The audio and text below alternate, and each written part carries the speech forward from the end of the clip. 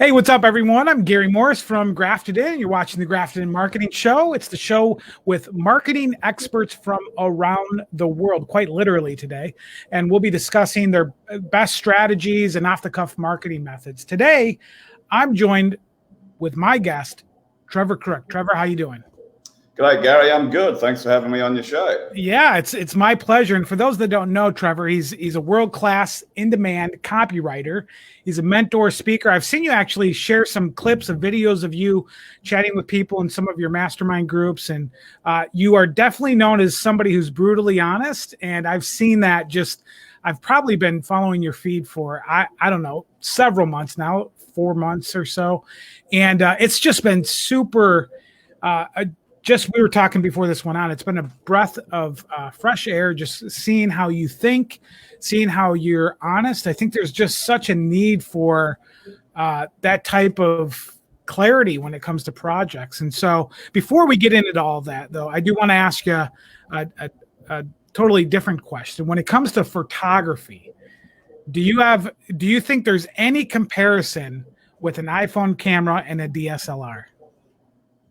Any comparison? I guess, well, like if you have, do you have a preference? Let's start with that. Well, I don't have the iPhone, so I have Samsung, because Samsung's cameras on the S7, 8, 9, 10 plus, you name it, shit all over the iPhone. Okay.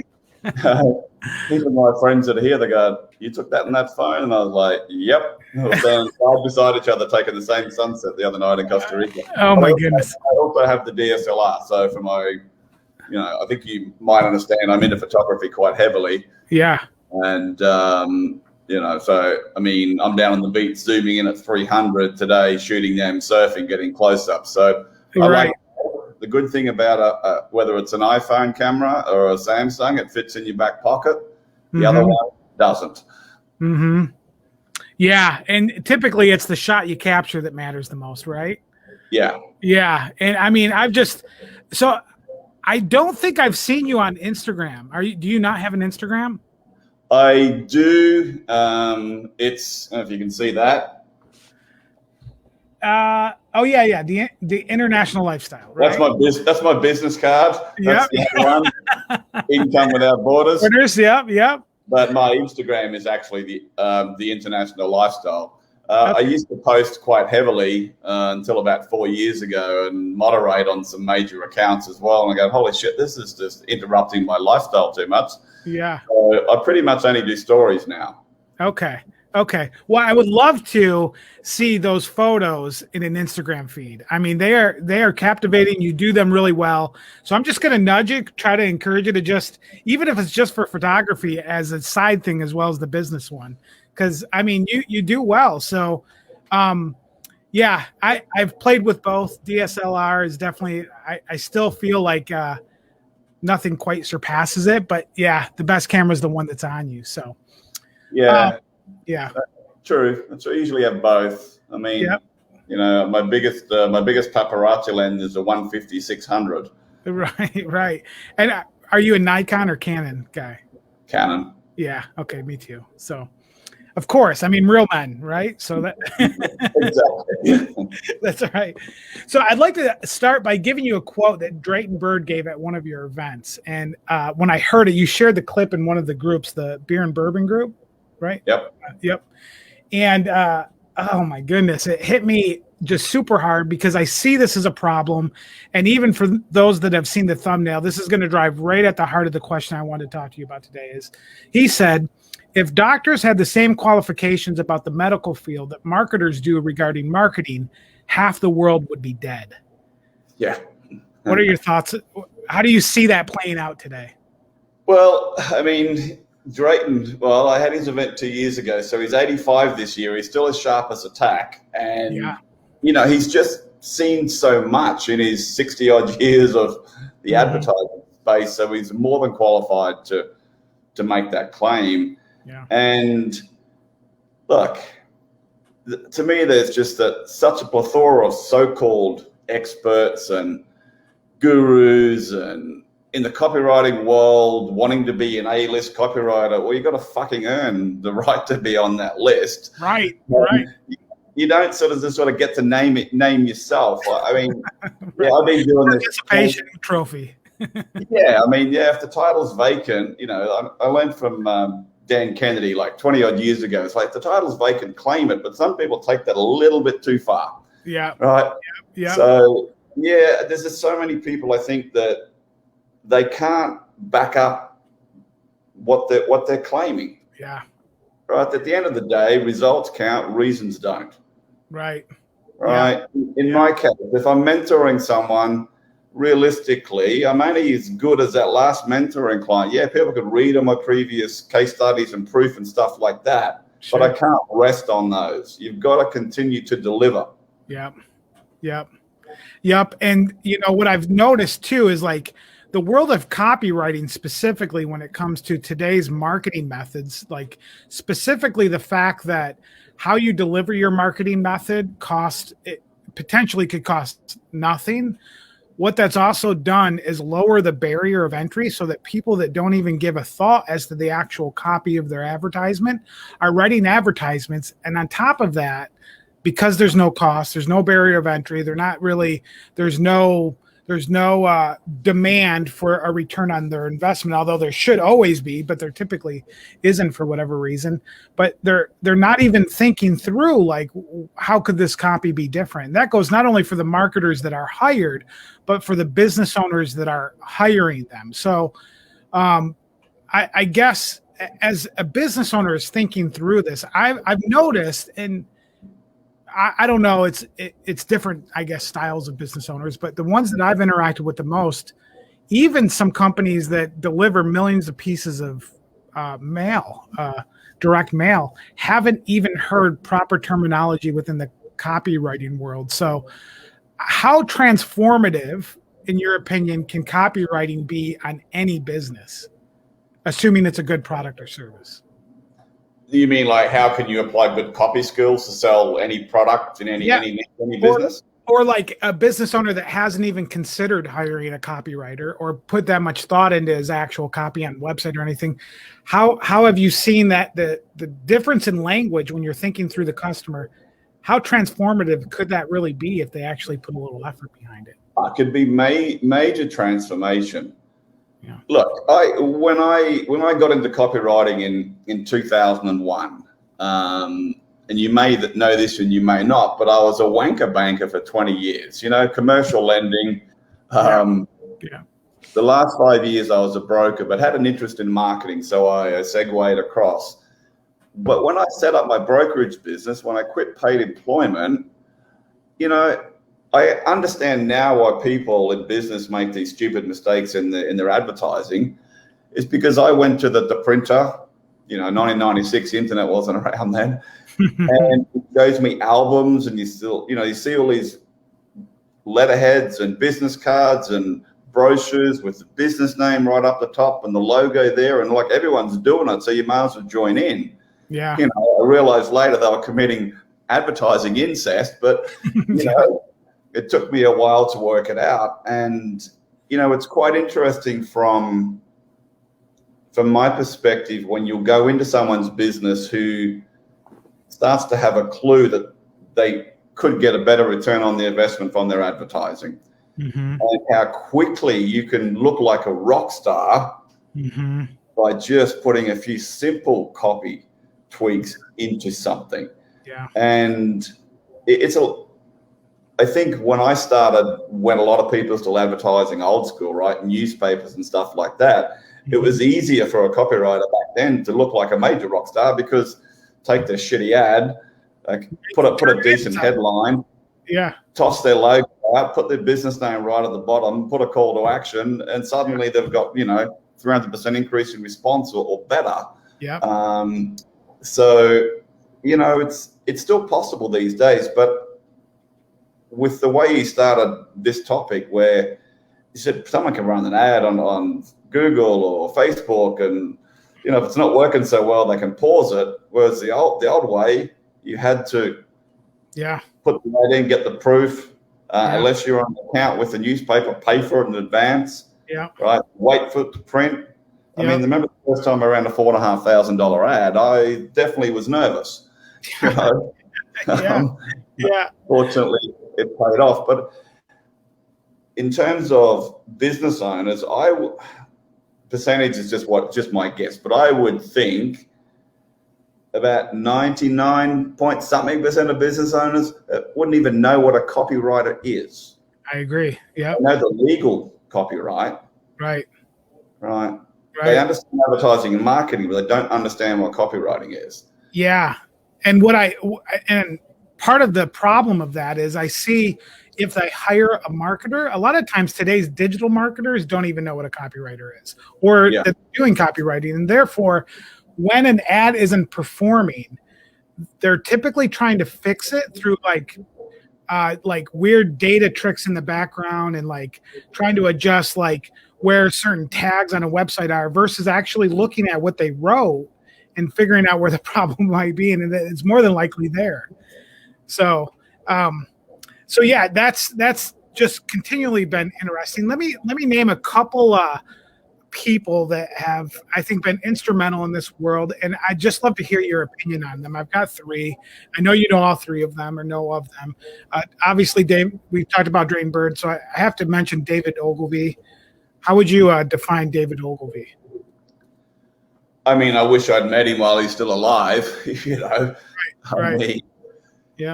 I mean, Drayton's obviously sharp and very savvy. Ogilvy was just on a complete different planet, I think, in terms of advertising.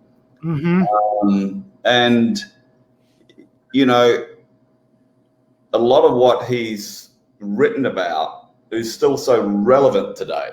Yep. Right. And I don't know. I gave someone a bit of a what for. I think in my group or somewhere the other day about, like, basically, if you're a copywriter and haven't heard of Ogilvy, give yourself a double uppercut, harden the fuck up, and get the book or something like that. Right. Like, I saw that. Yeah, you know, it's just come on. So definitely. Yeah. If marketing is in your description at all, and you don't know who Drayton, or you don't know who David Ogilvy and Drayton, but if you don't know who Ogilvy is, you should resign tomorrow. I mean, it's that important. So, what about Gary Halbert? Gary, obviously, with the way he was with his lifestyle, etc., there's a lot of synergy there. Not sure whether you know this, but Halbert was my 36th ever subscriber when I went online in 2004. Really? How in the world did you pull that off? I'm guessing it was due to Ed Dale, but I've never really asked. I've never asked Ed that, although I should. But I went online. I really decided to go online in 2004. Went to my first internet marketing event and did the online thing. And so I'm starting to build a list, and I just see this. You know, you're starting off. You check who subscribes, and I see no sex Gary AOL. And then, I mean, from time to time, he would just banter an email at me, and give me backhanded compliments. And the first email I got from him was his subject line was nothing worse than a loudmouth, egotistical copywriter. That was in response to one of my emails to the list, and then the banter went on. And I have a major regret about Gary Halbert, too. Okay. Is not going to spend time with him in Miami when he invited me to. He invited me to go and spend a few days with him after speaking at Matt Fury's event in Tampa in 2005. And due to some circumstances and basically access to my son back in Australia, I had to change plans and go back. And I didn't do it. And then I moved to Los Angeles 2006. I just got to Dodgers baseball game and took the first bite of my hot dog, and the phone rang. And cell phone rang, and it was Gary. One of my emails had gone out. He wanted to know what the hell it was, and then he's like, "Hey, my sons are in Los Angeles. You know, when I come there, we'll catch up." And of course, he passed on. But yeah, Albert, love his stuff. I mean, it's timeless, just like Ogilvy. I mean, it's still as relevant today as it was when he wrote much of it. Exactly. Yeah. And, obviously in Bond and Kevin have done an amazing job keeping his legacy going as well. Absolutely. Yep. And they just continue to ramp stuff up. So that's exciting to see. Last name on the list is Dan Kennedy. Well, obviously, I've never met Dan Kennedy, and I've never been mentored by Dan Kennedy. However, it was realistically Dan and Dan's products which got me into copywriting. Yeah. Okay, so the story you told me about selling, like maxing out your credit card, and I'd got a book of one of his a few years prior, I think about 1997. Like How to Make Millions with Your Ideas was titled back then. Mm-hmm. And then in 2001, I went to an eve. I mean, do you want me to tell the story for your viewers?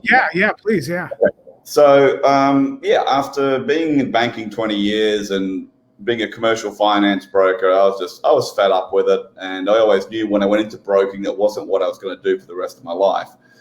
And in 2000, I'd responded to what I now know as a lead generation advert, requested the free report, which is a sales letter, bought the box of junk. It was about $600 Australian at the time. And it was all, marketing material, some from Kennedy, some from Halbert, bit of Ted Nicholas, and all sorts of other people, Americans, basically. And so I started to apply what I was reading to some of my sort of brokerage consulting clients, not getting results. And then the guy I bought the box of material from in Australia had an introductory evening, basically, to sell non-exclusive resale rights to all of Dan's products and books at the time for $25,000. And I was like, don't have that. Didn't sleep well that night. It was Mount Emery, phoned Mel the next day, said, can I come and see you? Can I pay you for a couple of hours of your time? Didn't expect it, free. And he's like, yeah, bring a check for $750. And I did, and I bought one of the licenses. So, I devoured all of Dan's products. And I learned a lot from him. And then I got to know more about Halbert then and Ted Nicholas and those sort of guys. So, genius. Yeah. So obviously, like, a big thing that a lot of people are stuck in, I think, nowadays is the consumption part of the equation. One thing that you have done well, and that story is a clear example, is that you were able to just not only consume but also apply. What does that look like today? Do you read a lot? Do you watch videos? Do you listen to a lot of audio? How do you handle the consumption part? And then how do you take what you're consuming and apply it? Is there a formula, or is it just when something hits right? For me, no, I don't have a formula. I used to be quite ferocious, I thought, at reading books. And, I used to read about a book a week. In terms of Kennedy's products, I just kept listening to cassette tapes back then and reading the manuals and taking notes and then implementing. Yeah. And I met a guy called William E. Bailey at an event that we were both speaking at in Michigan in Ann Arbor. Now, Bill Bailey was one of Jim Rohn's mentors. Right, he won the Horatio Alger Award the same time that Ray Kroc did. McDonald's. I mean, big guy. His company was doing around 62 or 69 million a month back in the early 70s. Wow. And he always called me Sonny, and I was about 46 then, 45, 46. He's like, how many books do you read a week, Sonny? And I go, one, thinking I was all good. And he's like, should be reading one a day. Oh, yikes. A bit of a kick. Yeah. But I read a lot more back then. I don't read as much now. In terms of reading, as you know, you can get as much knowledge as you can absorb, but unless you implement it, apply it, it's pretty much useless. Tips on a ball. It's not gonna go anywhere. So with the various businesses that I have, I still read quite often, but I just one book and I'll stick to it. I'll take key bits out of it and think, how can I apply that to what I'm doing. Obviously, if someone's done something and it's clearly you've got to give credit to them, give credit where credit's due. Sure. But otherwise, I'll take something and I'll put my spin on that and then, implement it or get my clients to implement it. Yeah. Yeah. So, pretty much I've always got some book I'm reading a little bit of. I'm not reading a book a week, but I might read, a chapter a day, and that's about it. Yeah. What is something that like was a subtle thing that you applied that you read or heard about somewhere that had an absolute transformation on your life or copywriting, or is there any little tidbit of something that you discovered or applied that was just absolutely transformational? How many weeks have you got for this podcast? Zero. Yeah. I'll give you a few. Okay. So back when I dumped the 25,000 on my Amex for the rights to Dan's stuff. Now it was all getting a master set, so it was going to take around 10 business days to get that. And I was like, shit, my Amex bill is going to be due, pretty soon.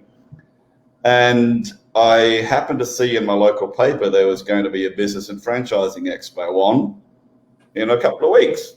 So I rang them up and asked them the size of a small booth and the price, and they said 3,500. I was like, do you take Amex? I was like, Amex is still working.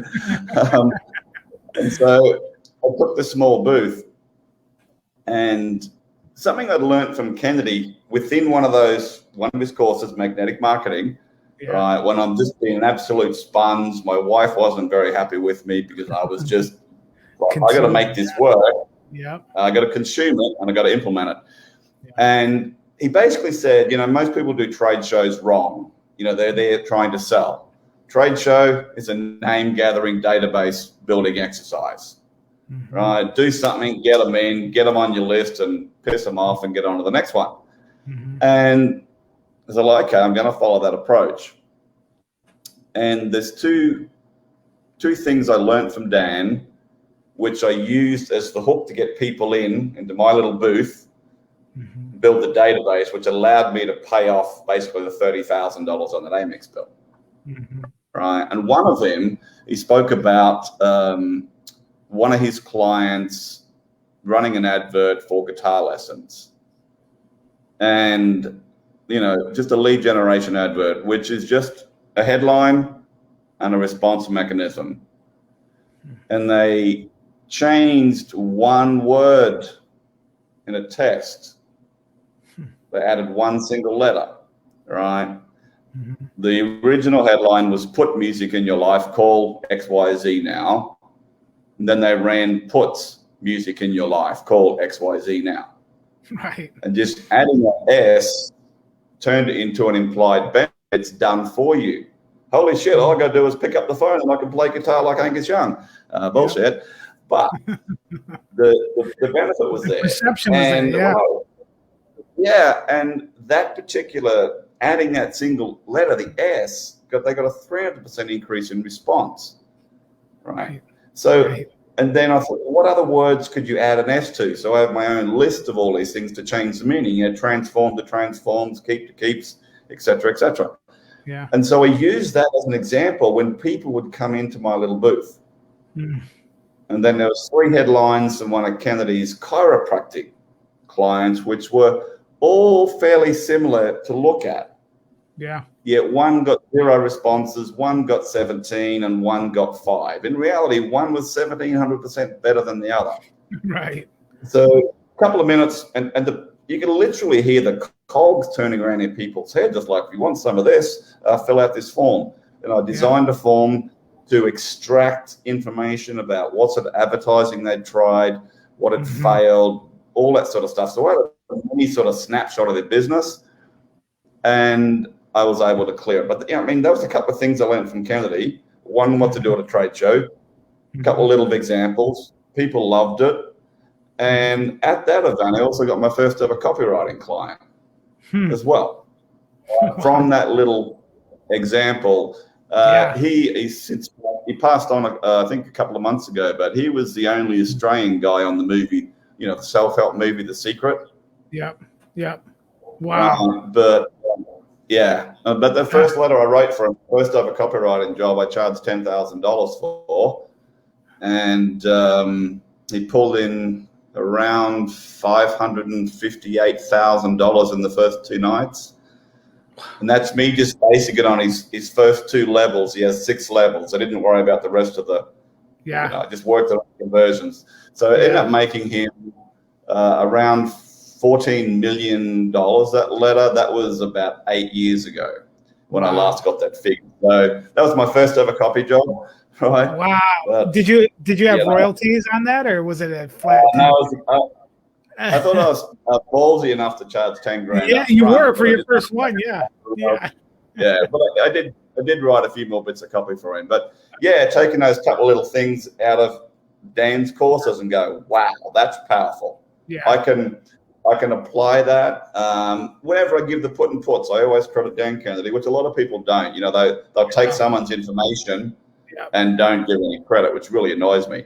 But those couple little key things like that, right, changed my life. Yeah. And then also too, I gave a business that was one of the brokerage clients a 7-second marketing tip, which turned their business around from 900,000 hardcore overdraft average debt per day to $750,000 cash in bank. So it's a $1.65 million turnaround. Me basically kicking them in the ass verbally and just giving them a marketing secret that I heard on the box of crap I bought the year before. And that was increase your prices 10% overnight and 95% of your customers won't leave. Yeah. And it was a year later, I got their testimonial letter, which mentioned blah, blah, blah, and your ToeCracker way. And that's where I've got ToeCracker. It came from a client testimonial. But again, that was the 7-second marketing tip that I've heard on or read in some marketing manuals. Like, wow, that's powerful. And it made sense to me. Yeah. So that's what the future. Well, it's yet again another reason of like thinking through like business owners, understanding copywriting, understand the necessity for proper marketing starts with the couple examples you just gave. One being one letter increased conversions by 300%, right? Like from the Dan Kennedy example. That just gives you a glimpse of like, as business owners, if the marketers that you're hiring aren't looking at the words up to the letters, there's a good chance you should probably move along or find somebody somebody different. What moment, I guess you probably already answered this, and I had a question of what moment in your life gave you the most clarity or your biggest aha moment? Like, was it the Kennedy moment, or was there another moment in the history of your business where you had like you knew? I'll give you an example. Dean Jackson, Joe Polish talked about their first sales letter. And once after they kept trying, they found the one that worked. And at that moment, they knew life would never be the same. Once they found their first working sales letter. Is there a moment in your life where you had where things either weren't working right for a while and you implemented something and it was that moment you said, my life is going to be different from this point on? Yeah, I mean, it's a bloody good question. It's definitely got me thinking because I've had a few moments like that. Life's not all roses, and the second divorce that I went through really put me in the it really put me in the grave basically. So I guess those early years of writing copy, like even that first letter I spoke about, I was like, wow.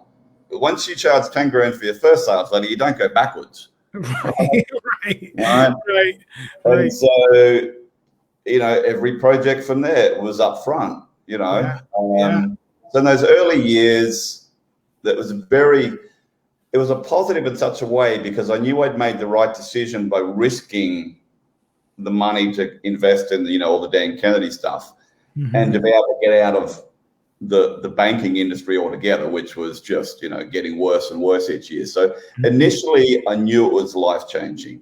For me, after deciding to move my business fully online and live the international lifestyle, which I've been doing since April 2006, once I dialed that in, I really knew my life would never be the same again.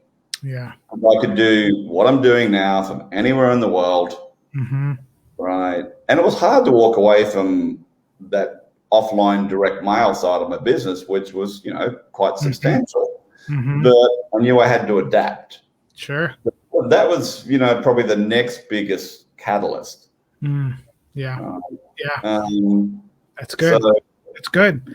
Well, in that same vein, do you have any thoughts or ways that you can help? One thing about like business ownership that I think is underrated is how lonely it is, because as you're going through problems, marriage or business or bad partnerships or bad employees, there's not a lot of people to communicate with. Now, eventually, if you get in the right mentor groups, and we'll talk about one of yours as well, that can help. But the loneliness of it, is there a way that you have found in the darkest times of business? What are some ways that you have found success in finding your way out of those dark times?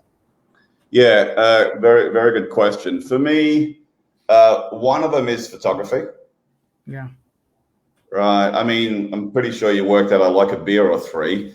And, I don't drink as much as I used to, because I used to be quite a lot and still function. Yeah. But I find for me, if I'm having a down day or, just not in the right frame of mind, just grab that camera gear. Yeah. And just go and shoot something. Yeah. Right. And so to at least have a hobby.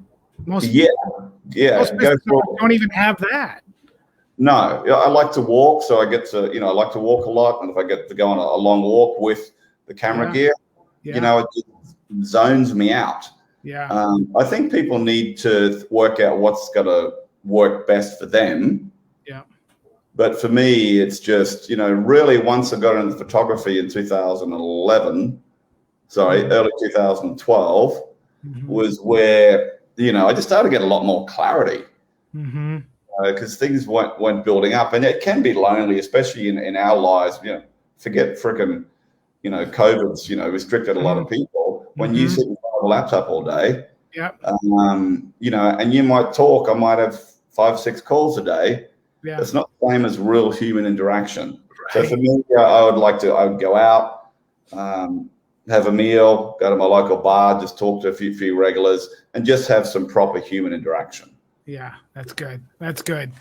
I want to quote you as saying something here that when I read it, I was just, it was helpful to reposition the way I think about business. You said, when you spend your time enjoying yourself in your business, you make more money. Yes. So how do you do that?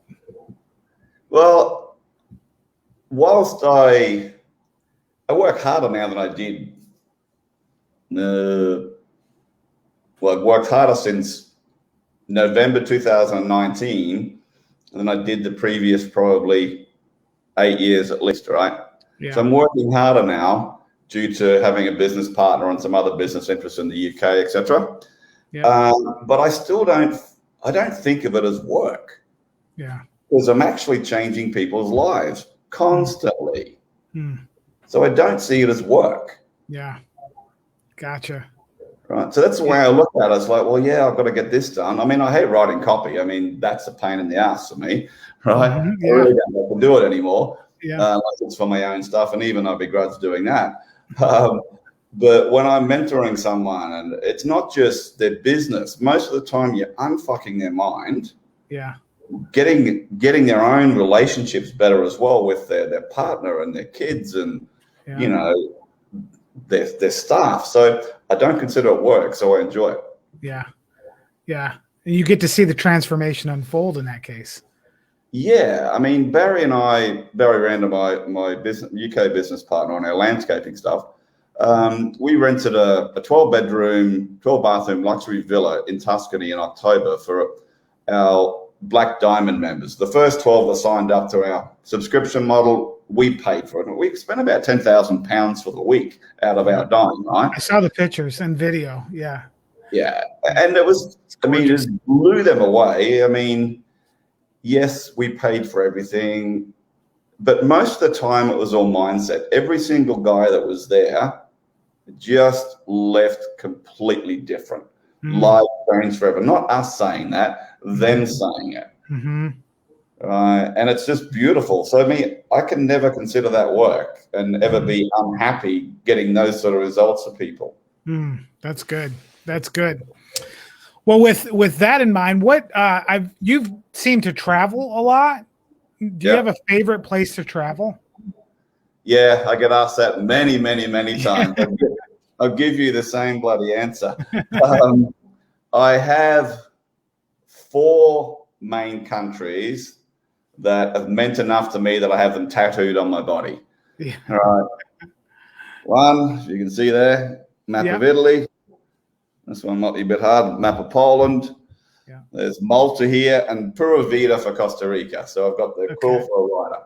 Yeah. So I've had such epiphanies and life-changing moments in each of those countries. So for me, there's not just one.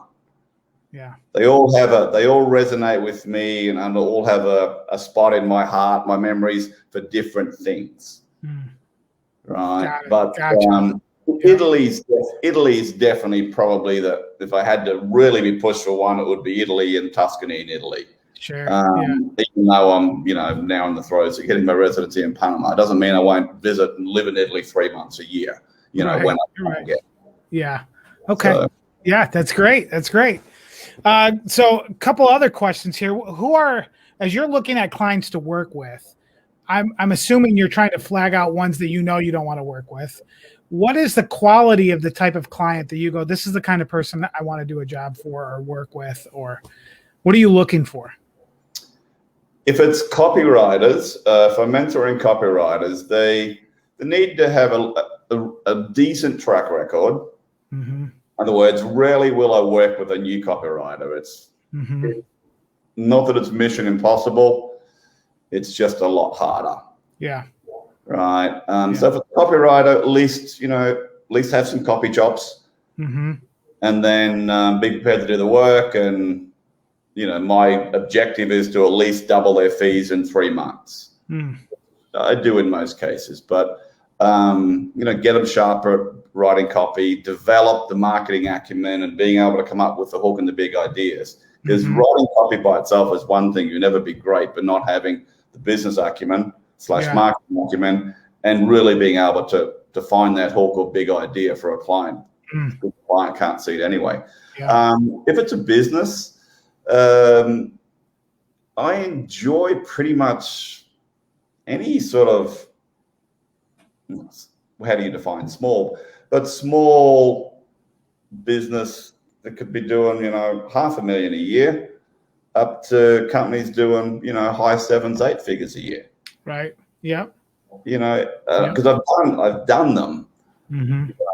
And at the end of the day, the clients I'm looking for are the ones that I know I can go in there and go, holy shit, you've got so much potential money in underutilized assets in your business. Just let me help you, take the acres of diamonds and you can bank them. That's awesome. That's great. So a couple just off the cuff ones. I think if I remember correctly, I've seen you either give as a gift or get a gift of pens before. Yeah. Do you have a favorite pen company? Yes. What is their name? It's an Italian name. Shit. Yes. Montegrappa. Okay. Montegrappa. Okay, gotcha. Montegrappa. Well, what makes a good pen? Well, to me, it's the look. Yeah. For me, it's like, I like the look of that. I like fountain pens. Yeah. I really hate entered into that market. Like I just got my first one. So it's addictive and can become expensive. Yeah. And then there's this Montegrappa do good stuff. I like it's Italian. they write perfectly the first time. And there was this one particular pen I got in Venice, very weighty and stuff like that, and very unusual design, all handmade. The only thing that they imported was the nib was German. Everything was handmade, like literally handmade. Wow. Halbert has one of those, but Bond has the same pen. I gifted it to him a couple of years ago, and he's like, "Holy shit, this wrote perfectly right out of the box." But for me, it's the visual first. Yeah. And then, it's got to write good. Sure. So when everyone came to my event a couple of years ago that I put on for Drayton for his 83rd birthday, they all got old style quill pens from Italy. Was that the gift in the box on the video? Yes. Okay. Yeah. I wondered what that was, because I don't think you showed it in the video. So I was curious. Yeah, they all got all the men got Italian money clips, leather money clips, and the pens, and the women got purses or something like that. Nice. So I've got to up the ante at the next one. That's right. All right, here's another favorite beer. Oh, it's got to be Polish beer, yeah. Of course, yeah. Okay, so I guess last question is, as far as looking for people to either work with on a mentorship perspective, let's start with that. You've kind of talked a little bit about that. What profession are they typically in? Are they typically copywriters? Most of the copywriters come to me for mentoring. I don't look for them. Right. Yeah. A lot of them would be copywriters. If it's a business owner, I don't look for them. Yeah. It's usually some sort of recommendation, and we jump on a call. I see, what they're looking for. Yeah. Think about whether we're a good fit and send them a proposal. Yeah. If I was to look for specifically business mentoring clients one-to-one, I would think it'd be more in that business to consumer market. Sure. Yeah. Right. Yeah. Because you can generally have much quicker breakthroughs for them. But I've consulted to supplement companies and that are already doing high seven figures a year, and help them get better offers and package more and make different deals and increase their sales. So I'm realistically, because of what I'm doing with Barry, I'm really not taking on many mentoring clients. Sure. Yeah. You got a lot going on. Yeah, well, because we're doing the group mentoring, and we're helping landscape garden design, pool builders, and gotcha. We've been doing that just on 12 months, but those guys are absolutely lives have changed. So we're focusing more on that. So group stuff, landscaping, but we're about to launch the Unlimited Success Report, which is everybody but landscapers. So reality is, for me, it doesn't matter what business they're in. They need to obviously be able to afford the investment, B, have enough funds to do what needs to be done. If they do need to do some digital advertising or some sort of direct mail or whatever it happens to be, and they actually implement. If they're not prepared to do that, and they've got a shitload of money, it doesn't matter. I won't take them on. Right. Yep. Right. Yep. So, and anyone sort of who's prepared to do that, well, I will happily talk to them. Yeah. But at the same time, I won't take anybody on if I deep down think I can't deliver, or in other words, deliver the results, or that I actually have the bandwidth to be able to help them. Gotcha. Okay. Yeah. Because it's happened before. Especially last year with everything that was going on and business wise, as people wanting to be mentors, like, I can't fit you in right now. Right. I can't deliver on what you're going to pay me, so I can't take your money because I can't fit you in. Got it. Yep. Yeah. It's not about getting out of bed an hour early to do it. It's like my mental capacity. You won't be able to prepare for it. I don't think I can deliver, so it's unfair of me to help you, or I'll refer them to somebody else. Got it. Okay. Last two questions. Are there any events post obviously COVID world, but are there events that you will never miss? Like the value you get from them other than your own, that are just things that you don't want to miss? Either it's an event or maybe it could even be online. But something that you go to that from a marketing perspective, you find you extract gold from every time you go. Yeah, there's a couple. One's in Thailand. It's called the Bangkok Bash. It's Gerard owns that. It's wrapped around the Asian affiliate marketing summit. Yeah, and he rents out I think it's a 35th floor nightclub called Koi Nightclub. And it's $350 a pop to go, like ticket. Let alone flying there. I flew there from frickin' Costa Rica the last time. Via Amsterdam, but it's just it's a great networking event. Yeah. So I was a little bit disappointed I couldn't get to go this year. In the end of November 2020, because I'll go there, then I'll speak at David Kavanagh's event and Patty Beach, so it sort of ties in. Yeah. And then while I've only been to one, Kevin Rogers' Copy Chief Live. Yeah. Kevin's a great guy. He's going to be a guest as well. So I'm part of Copy Chief. Great group. Nice. Yeah. Look, here's what's interesting. I'm a big believer in my success is all down to building relationships. Yes, I know shit. Yes, I get results, but I build relationships first. Sure. And I asked Kevin Rogers whether he would think about promoting my Drayton Bird event a couple of years ago, obviously as an affiliate. And I even said, hey, you're more than welcome to come along as a guest as well. And, we'd never met other than the old Facebook stuff. Yeah.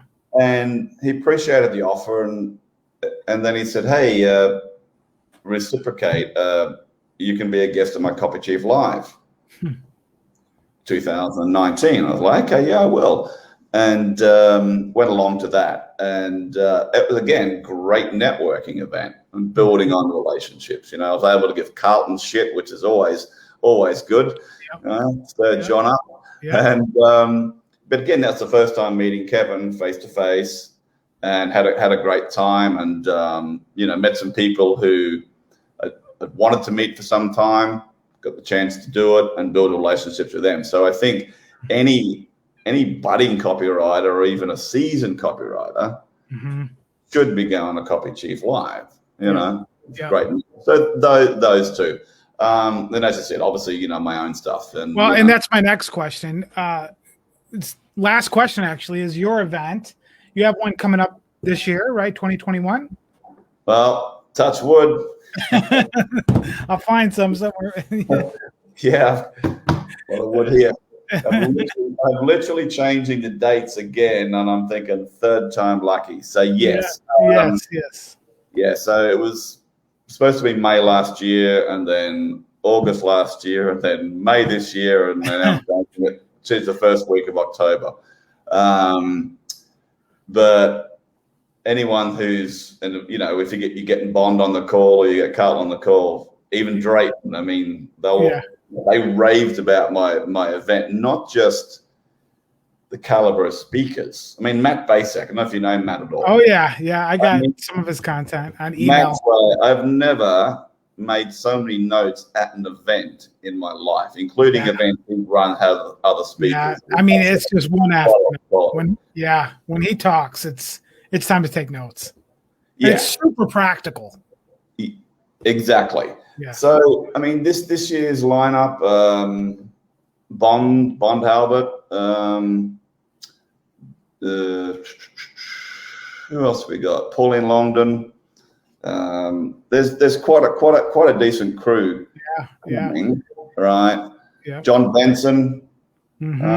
Ed Dale, Matt Fury, and of course, some of those names might change because of travel restrictions, etc. Sure. But it's always going to be a very high caliber lineup. Yeah. And for the folks who opt in for the VIP offer, they get treated like frickin' royalty. Yeah. And when I have the functions and the parties, Drayton and John Carlton will attest to this, but I mean, it's an 8-hour open bar, top shelf, everything you can imagine, plus cocktail bar. I think Drayton's still recovering. I don't think he'll ever recover. I don't know that John Carlton will ever recover either. And it's all the food is laid on, like you can imagine, you know. Yeah. So they get the whole treatment, you know. Yes, they got to pay for an airfare. Yes, they got to pay for the investment in the event. Yep. But in the hotel, but then all the food and the alcohol's covered, you know. Yeah. I want to make it an experience. So, you know, doing the first one was interesting because apart from stressful, especially putting that lineup together that I did, was holy shit. You know, I think I'll pull it off, but what if I don't? I set the bar so high on that one. I was like, I've got to raise the bar again. Right. Like, wow, okay, what can I do differently? But at least this time I'm not planning to fracture my shoulder in 3 spots and dislocate it 2 weeks before the event. Right. Yeah, you did have that cast on the whole time, so. I did have the soft cast on, but I couldn't take any drugs, so that was interesting. Oh boy. Yeah, I couldn't take the painkillers, but yeah, look, I plan to make it in sort of the annual Beers, Bourbon and Business event, and just ensure that it's got high caliber speakers who deliver, and it's not your run-of-the-mill like crowd, if you know what I mean. I do, yeah. Just some random like marketing technique that's, you know, not applicable across the board. All of your speakers, all of the clips that you give, all the content that I've seen, it's applicable like across the board, like career-wise. So yeah. And what is still happening from that event in August 2019 is that attendees are still doing business with each other. Right. And some big deals were done from that event between people. Yeah. Massive deals. And because they were networking, and it wasn't just a room full of a bunch of copywriters, you know, which was very, very appreciative. Yeah. So many different people in different businesses flew in from as far away as Costa Rica, Australia, South Africa, as well as the US to go. Right. And so now that I've done that one, it's like, well, I made some mistakes, sure. I learned some things, but it's like next one's going to be better. Yeah. The next one's going to be better. My ex-wife and I, the second one, we used to have a wedding business as well as my marketing company. Yeah. And we would get the brides come in, and it was like, well, you did so-and-so, one of my friends' wedding, and they always wanted something different, something better. So we always had to think of something that raised the bar. Right. Or we did quite a few celebrities as well, and they're very demanding. Yeah. So I look at my events the same way. How can I improve on that? Yes, the knowledge and the content's going to be there. Yep. But how can I make the experience so good? People just like, shit, sign me up for next one. That's right. Yeah. So how do they do that? So what is the best way for people to find out more about you and the Beers, Bourbon and Business event? Realistically, I mean, you can send me a friend request on Facebook, or if they want, I make all the announcements in my free group, Beers, Bourbon and Business. Yep. Here's what it looks like. It's up on the screen. So it's a great group, and ton of content. I'll make sure to add a link on the show notes so people can click on it and request to get in. Yeah, I appreciate it, because I've got to change the event dates and everything for I get a new contract from the hotel, and which I'm sorting out right now. Yeah. But yeah, Beers, Bourbon and Business, the free group is best. You're in there. There's no fluff in there. There's a lot of stuff in the files. And that's really the best way. But no, I really appreciate you having me on. And if you've got any other questions, just fire away. You will. That'll be it for today. I appreciate your time. If you'll just stay on right after, I'll end our live. I'll cut it and do some magic marketing stuff post production. But that's it. Again, I appreciate your time. This has been great. I actually hope we can have you on again for kind of a snap overview of some products and or services. I'd like to get a knee-jerk reaction from you on. So that'll be next time. But for today, that was Grafted In. And thank you, Mr. ToeCracker, for being on. Thanks, Gary. Appreciate it. All right. Let me end